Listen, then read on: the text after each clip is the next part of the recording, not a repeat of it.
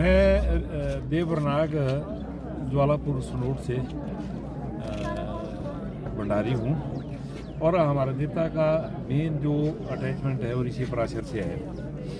एक बार ऋषि पराशर के जब वो तपस्या में लीन थे तो वो जो झील है वहाँ वो कुछ राक्षसों के साथ उसका द्वंद्व हुआ, तो उसमें ऋषि पराशर ने देवरनाग जो स्नोड में कि ऐसा हमारा जो है राक्षसों से झगड़ा हुआ, तो इसलिए आप हमारी थोड़ी मदद के लिए आए। तो बरनाग जी ऋषि पराशर के कहने पर पराशर में चले गए।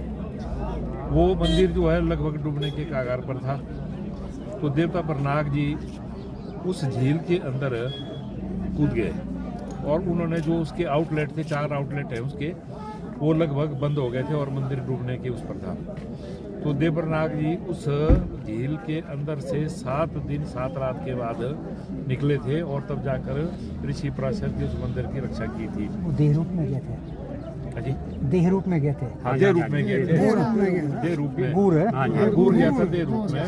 उनका हमारा वो नाम है उनका डुंगू स्नोडी था, उस गूर का नाम।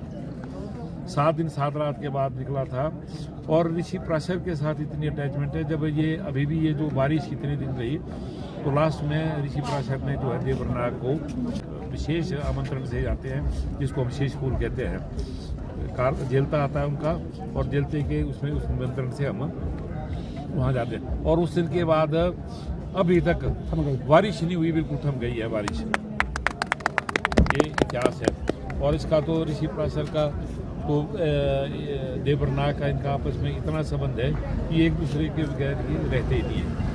बस 2-3 महीने के बाद इनको बुलावा आता ही आता है। ये बरनाग कौन है वैदिक रूप से कुछ?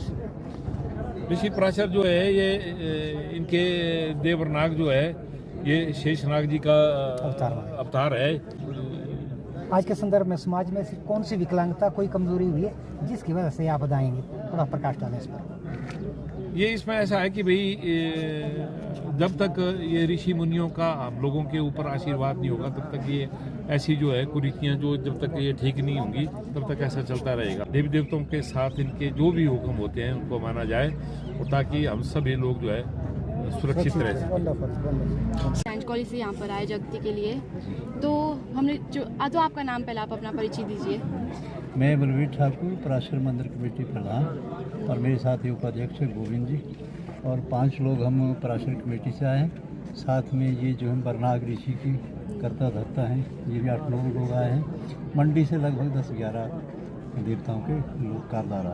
पराशर जी के दादा आपके विशिष्ट जी वो यहीं कुल्लू में हैं। मंडी में सुखदेव 2 जगह हैं जो उनके पौत्र हुए। तो पराशर पौराणिक ऋषि, उनका विवरण महाभारत के उसमें आता, शक्ति के पुत्र हुए हैं, ऐसा जैसा विवरण है। बाकी फिर महाभारत समाप्त होने के बाद ऋषि मुनि और पांडव जब वैराग्य को प्राप्त हुए, हिमालय की तरफ बढ़े, तो फिर जहाँ जहाँ पराशर आए तो वहाँ वहाँ उनके प्रवास जहाँ होते रहे, वहाँ उनके स्थान बनते रहे। लेकिन मंडी में जो झील पराशर है वो प्रमुख स्थान है, वो अपने आप में स्थान भी अद्भुत है। तो पराशर तो है ही, पराशर में संबंध रखते हैं और समय समय पर आते जाते रहते हैं। देव संस्कृति का एक प्रकार से केंद्र है, और पराशर में सबसे प्रमुखता जो है ऋषि बरनाग देवता की है। उनके कटवाल भी माने जाते हैं। और एक विवरण आता है कि पराशर झील जब बंद हुई थी और वो पानी चढ़ना और पराशर के डूबने की स्थिति आई थी, तो उस वक्त ये अपने इन देवताओं ने पराशर झील में डुबकी लगा के 7 दिन बाद निकले थे और उस झील को मतलब फिर से प्रवाहित किया। तो इस तरह से बचाया है। इनकी प्रमुखता पराशर में बरनाग की बहुत है। बरनाग लौंग का विषय तो नहीं है इतना, एक्चुअली उसके पानी 4 जगह निकलते हैं पराशर इसी में निकला था डुगली में। हाँ, और वो जो स्थान जहाँ लौंग का विवरण देते हैं कि निकला था, वो इनके ज्वालापुर में ही डुगली चढ़ा नामक स्थान है। ऐसा मान्यता है कि पराशर का पानी जो है वहाँ निकलता, तो वहाँ जाके वो निकला।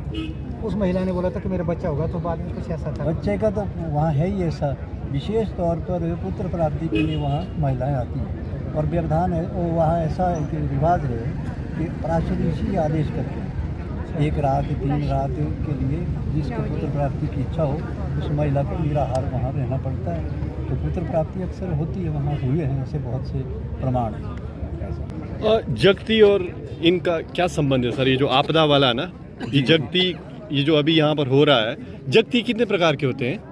नहीं, जगती का कॉन्सेप्ट हमारे मंडी में नहीं है। अच्छा जी। ये मंडी कुल्लू का ही है। अच्छा जी। कहते हैं कि सभी देवी देवताओं का एक पत्थर है। अच्छा जिस पे इनकी सभा लगती है। अच्छा जी। तो हमारे लिए तो ये एक बड़ी अच्छी बात है कि भाई यहाँ कुल्लू में जो देव समाज बड़ा संगठित है। अच्छा जी। और यहाँ पे आज जैसे ही एक आवाहन पे इतने ही देवी देवताओं के लोग इकट्ठे हुए, अच्छा तो जी। एक अच्छा प्रयास है।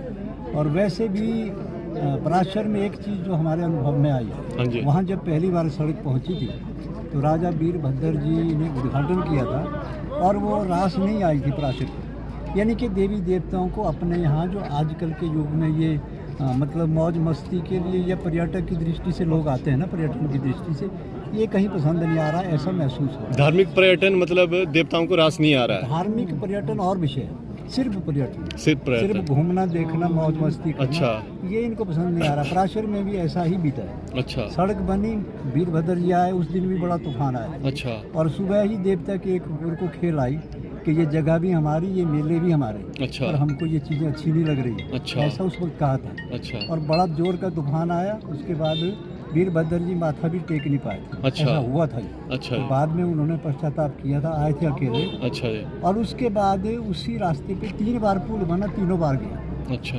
तो ऐसा जैसा माना जा रहा है कि इनको ये इंटरप्शन जिसको कहते हैं पसंद नहीं आ रहा है। श्रद्धा से लोग आए, पैदल आए, पूरी श्रद्धा से आए तो स्वागत है। पर ये जो मौज मस्ती वाला जो कंसेप्ट बना है, ये देवी देवताओं को रास नहीं आ रहा है, ऐसा हमारे अनुभव के। लोक निर्माण मंत्री जी आए थे पराशर में मेले दौरान, तो हमने उनसे भी आग्रह किया कि भाई इसको मतलब तीर्थ स्थल ही रहने दिया जाए, इसको पर्यटन की दृष्टि से विकसित करने का प्रयास करें। 2-3 किलोमीटर और दूर हाँ, सड़क 2-3 किलोमीटर दूर रहे सड़क रहे, उसे लोग आस्था से आए, जो आस्थावान लोग हैं केवल वही आए।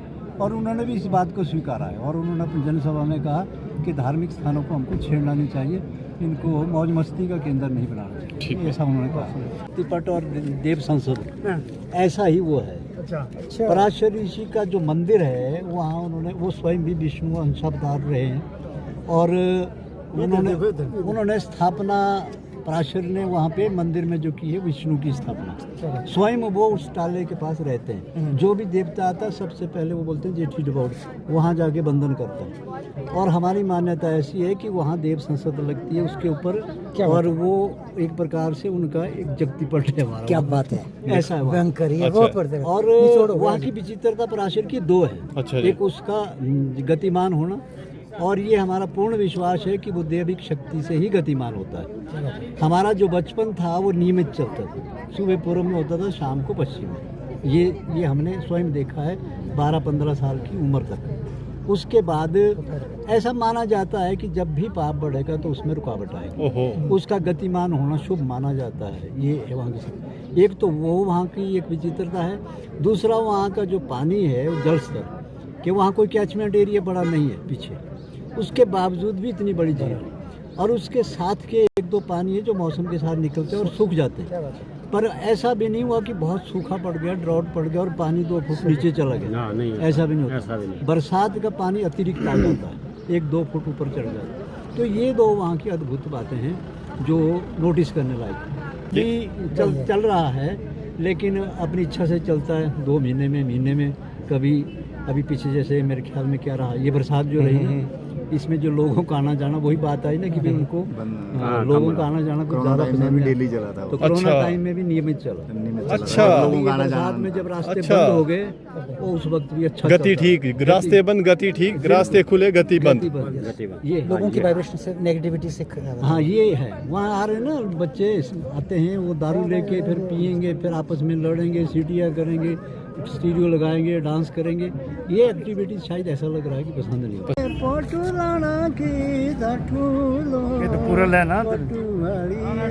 मारे